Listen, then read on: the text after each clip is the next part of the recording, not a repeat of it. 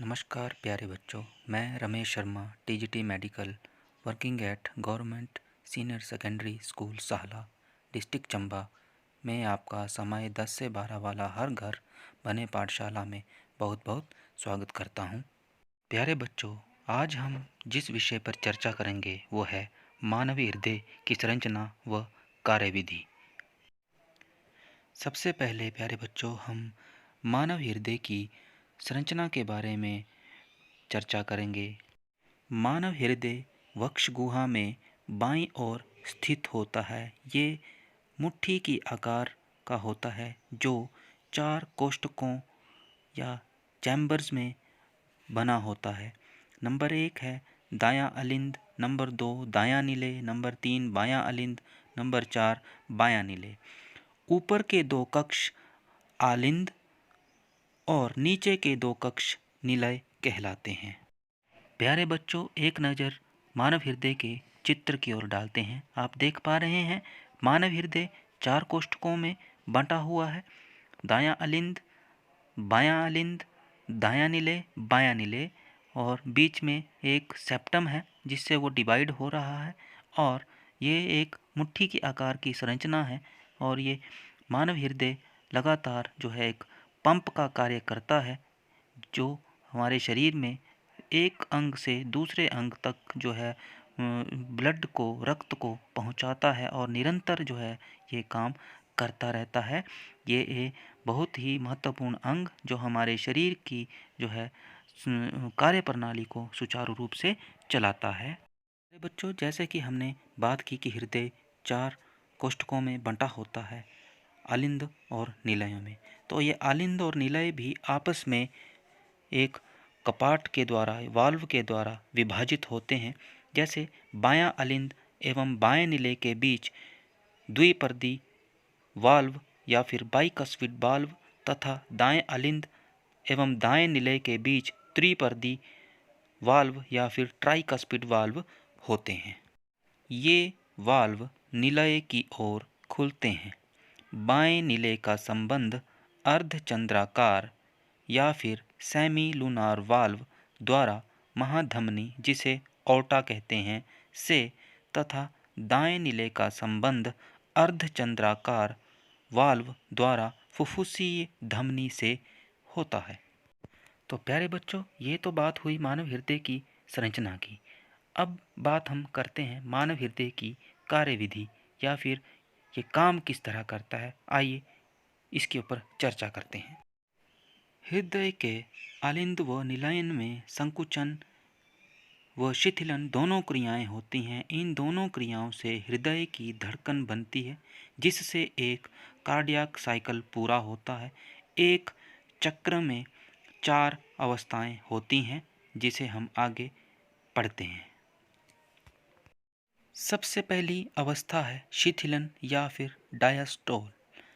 इस अवस्था में दोनों आलिंद शिथिलन अवस्था में रहते हैं और रुधिर आलिंदों में एकत्रित होता है।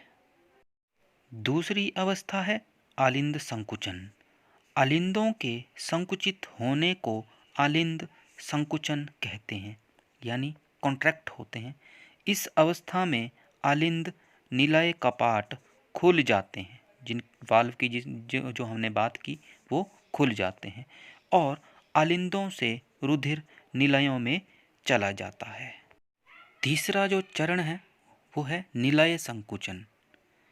निलयों के संकुचन को निलयन संकुचन कहते हैं, यानी वेंट्रिकल जो है कॉन्ट्रैक्ट होते हैं जिसके फलस्वरूप आलिंद निलय वाल्व बंद हो जाते हैं एवं महाधमनियों के अर्धचंद्राकार वाल्व खुल जाते हैं और रुधिर महाधमनियों में चला जाता है। लास्ट स्टेप है कार्डियक साइकिल का निलय शिथिलन, यानी वेंट्रिकल रिलैक्स हो जाते हैं। संकुचन के पश्चात निलयों में शिथिलन होता है और अर्धचंद्राकार कपाट बंद हो जाते हैं, यानी कॉन्ट्रैक्ट होने के बाद वो रिलैक्स हो जाते हैं। निलयों के भीतर रुधिर दाब कम हो जाता है, यानी ब्लड प्रेशर वहाँ पे कम हो जाता है, जिसके कारण अलिंद निलय कपाट खुल जाते हैं और वो शिथिल हो जाते हैं। इस तरह से ये प्रक्रिया जो है वो निरंतर चलती रहती है और कार्डियक साइकिल जो है वो चलता रहता है, और जिसको हम अपने धड़कन के रूप में भी सुनते हैं, उसका स्पंदन हमारे शरीर में होता है। जो अगर हम मानव हृदय की कार्यविधि का जो है वर्णन एक फ्लो चार्ट के माध्यम से करें तो वो इस प्रकार है। आप देख पा रहे हैं कि अनॉक्सीकृत रक्त जो है वो वीना कवय के द्वारा हृदय के दाएं अलिंद यानी राइट ऑरिकल में पहुंचता है। जैसा कि मैंने आपको पहले बताया, हृदय के त्रिपर्दी जो वाल्व है, ट्राइकस्पिड वाल्व है, जो कि दाएं अलिंद के दाएं निलय के बीच में होता है, इस दौरान बंद रहता है।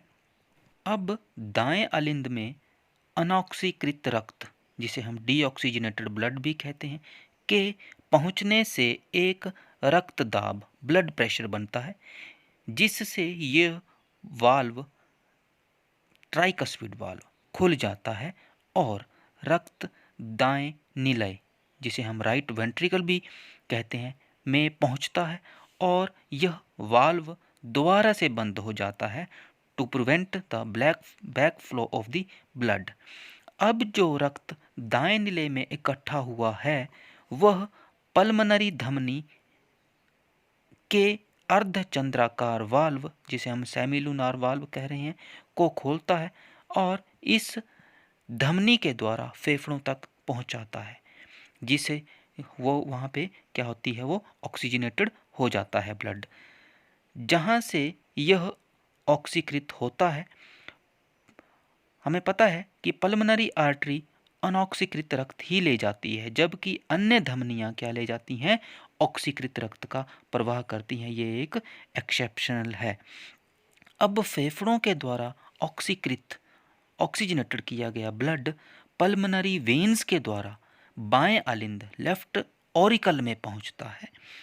अब यहाँ पे भी लेफ्ट ऑरिकल और लेफ्ट वेंट्रिकल में भी एक होता है, जिसे हम कह रहे हैं बाइकस्पिड वाल्व या द्विपर्दी वाल्व, खुल जाता है और जो ऑक्सीजनेटेड ब्लड है बाएं अलिंद से कहाँ पहुँच जाता है, बाएं निलय में, यानी लेफ्ट वेंट्रिकल में।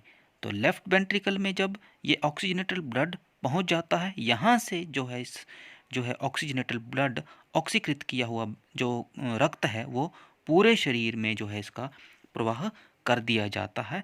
इस तरह से ये साइकिल निरंतर चलता रहता है और हृदय हमारा पंप करता रहता है।